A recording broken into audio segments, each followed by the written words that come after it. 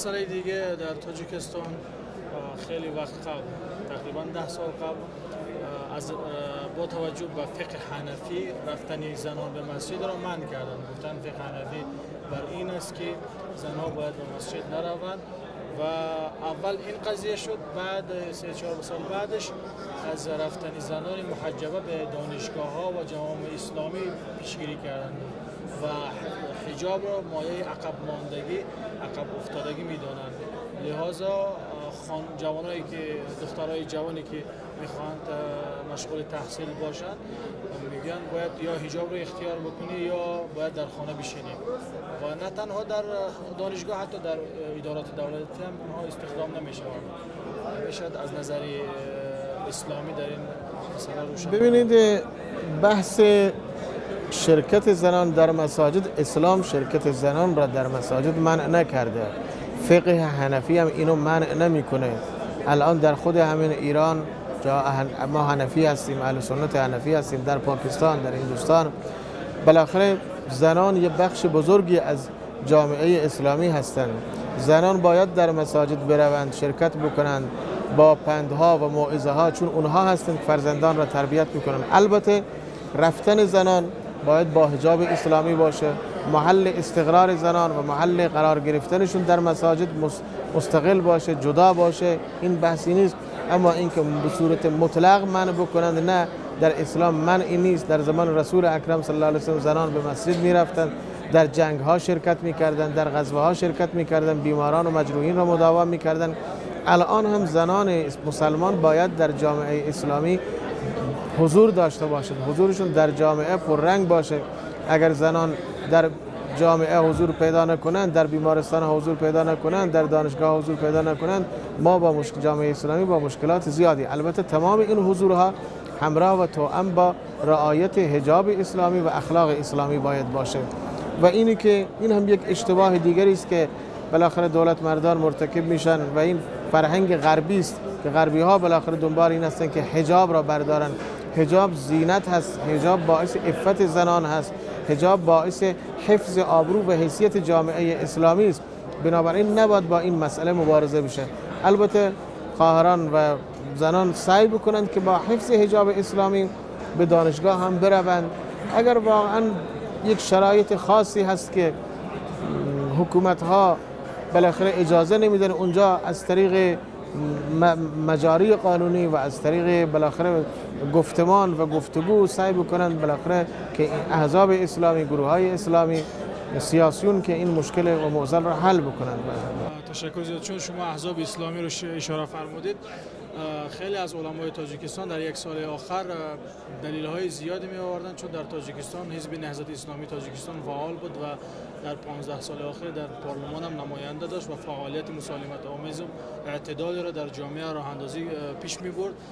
ولی علمای تاجیکستان، علمای خصوصا امامای مسئله که از جانب حکومت گماشته می شوند، برای این بودن که کل حزب بما لدیهم فرحان و در اسلام حزب سیاسی وجود ندارد، اسلام نیاز به حزب ندارد و با هزار دلیل میگفتند که باید حزب نهضت اسلامی تاجیکستان تعطیل شود. آیا واقعا در اسلام داشتن موجودیت حزب سیاسی خلاف شریعت است؟ نه، ببینید اصلا در اسلام حزب یعنی یک تشکیلات منظم.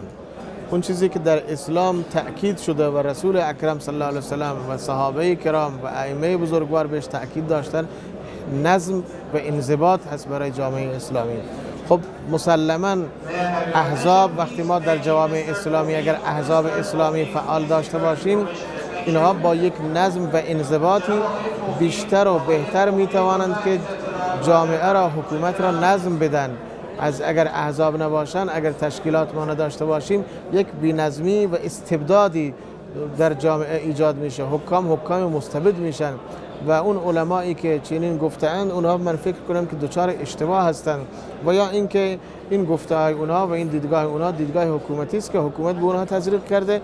اسلام با حزبی که در جهت منافع مردم باشه، در جهت منافع جامعه باشه، اسلام با چنین حزب مخالفت، نه اینکه مخالفت نداره بلکه تأکید میکنه و توصیه داره در پرتو قوانین اسلامی و نصوص اسلامی که چنین احزاب و تشکیلاتی هیچ تضادی با اسلام و تعارضی ندارند.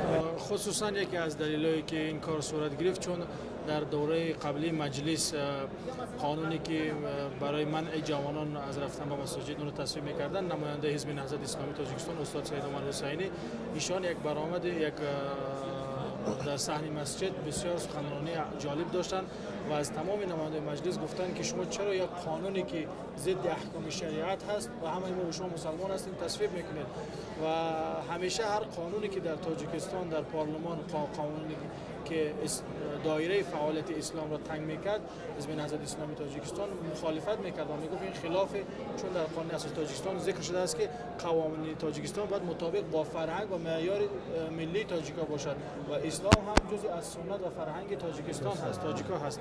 خلاصه هر قانونی که تصویب شد از جمله رفتن جوانان به مسجد رو که منع میکرد، اونجا اینا مخالفت کردن، در تخریب مساجد مخالفت کردن، در اینکه امر حجاب مثلا دانشجوها را از دانشگاه اخراج میکردن، همچنین وکلای حزب نهضت مخالفت کردن و حکومت دید که تا اینا در پارلمان وجود دارن ولی اینکه نمایندهشون هم کم باشد صحبت میکنن و از این لحاظ آمدن در 3 ماه قبل این حزب رو تعطیل کردن، حزب تروریستی خواندن و همچنین 200 نفر از رهبراشون به جرم جنایت بازداشت کردن. ما شناخت کاملی از حزب نهضت اسلامی تاجیکستان داریم، حتی بعضی از رهبرانشون را در گذشته در تهران ملاقات کردیم. مرحوم استاد نوری، سید عبدالله نوری شون ملاقات کردیم، صحبت کردیم. از نزدیک حزب نهضت اسلامی دیدگاه معتدلی داره، حزب افراطی نیست و این که متاسفانه در کشورهای آسیای میانه که با اسلام گرایی